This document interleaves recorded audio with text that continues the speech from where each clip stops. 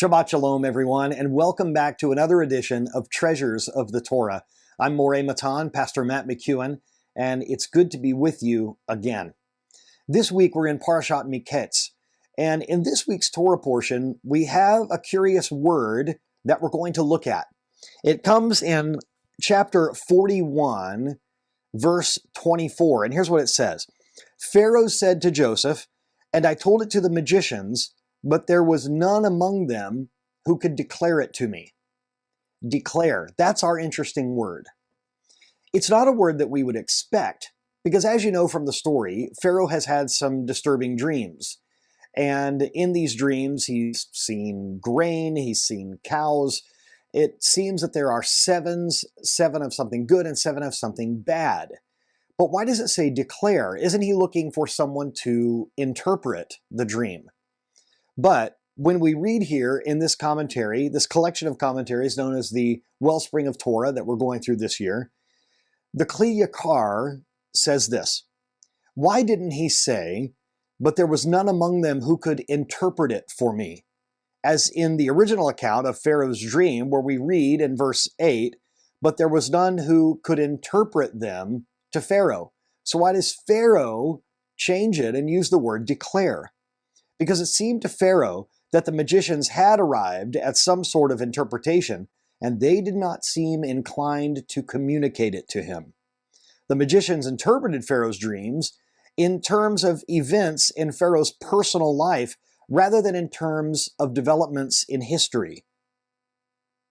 So, according to the Midrash, one of them said that Pharaoh would have 7 daughters and bury all 7. And another said that 7 provinces would arise against him in rebellion. However, they were afraid to reveal these unfavorable interpretations to the king.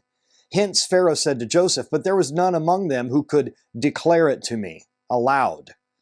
They have interpretation, but they discuss it among themselves in whispers. No one tells me anything. This is a terrible situation for one to find themselves in, because there are some times that we need to hear bad news. There are times that we just need news, and it happens to be bad.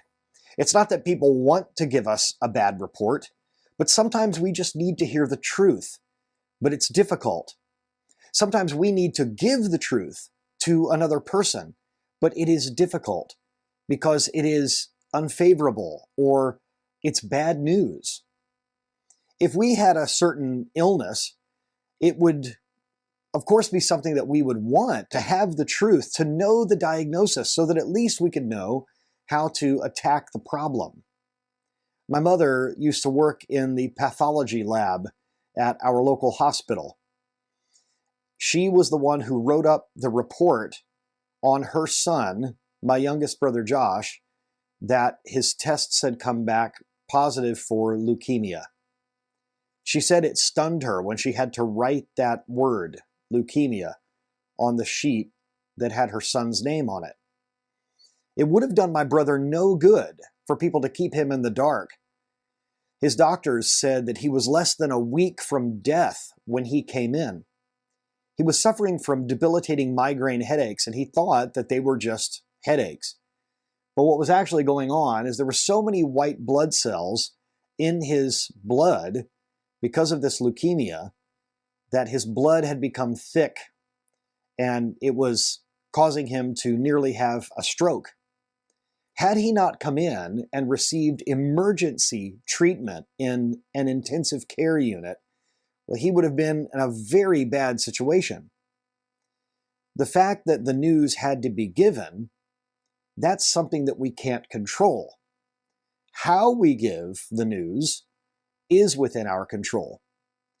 And I think it would behoove us to learn how to break bad news gently to someone, how to do it as we speak the truth in love, as the scripture says. Listen, there are times when we are going to have to deliver bad or disappointing or shocking or hurtful news. One of my responsibilities as a chaplain in my city is to tell a family that their loved one has died.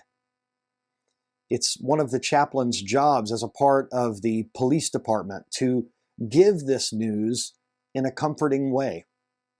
They seek out pastors and rabbis and other clergy to do this job because sometimes a police officer is just thinking about the facts and maybe not how those facts should be delivered. And so that's why they call upon people like me. Bad news has to be given sometimes.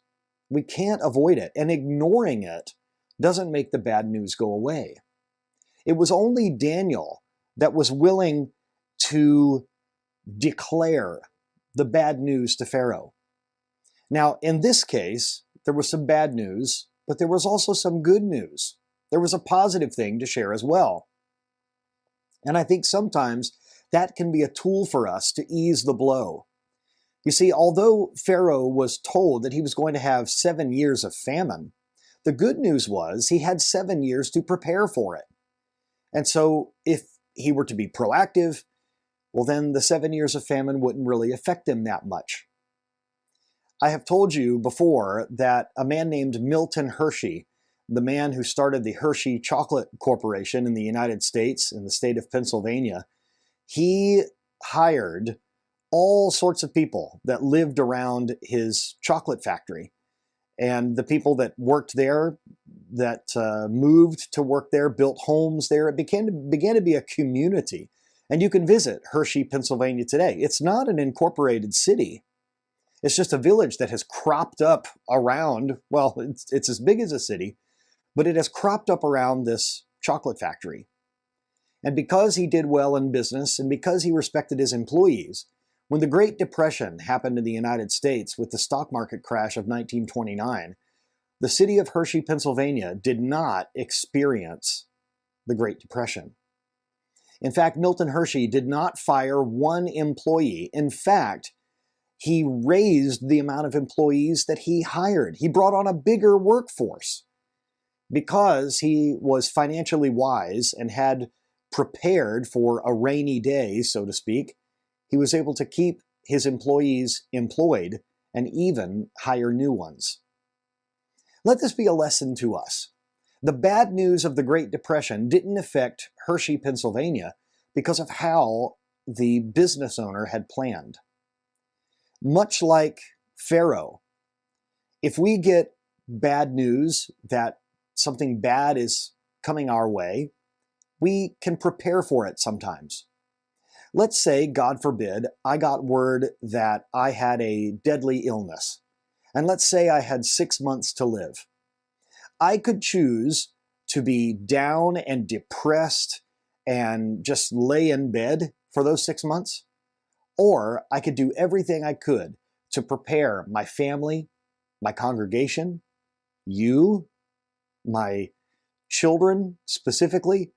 I could do everything in my power to take that 6 months and make it count, to do those things that we've always wanted to do, to instill within our children things that they need to know for adulthood.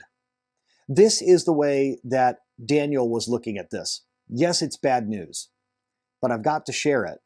And in declaring this bad news, it was Daniel that was put in charge of the distribution of food, and we know what an incredible job he did. What about you? Have you had to give bad news to someone lately? Have you been putting it off? Have you avoided going to the doctor because you're afraid of what test results you may find out about?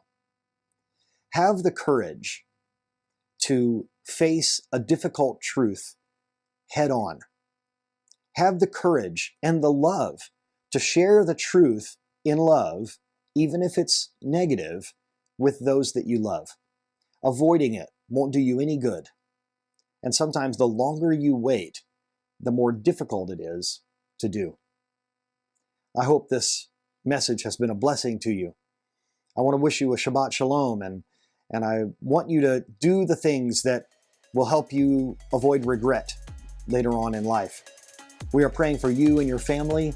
If you'd like to join me and the other teachers and rabbis at Yeshivat Shuvu, you can go to shuvu.tv and fill out an application there to join the largest Messianic Jewish yeshiva in the world.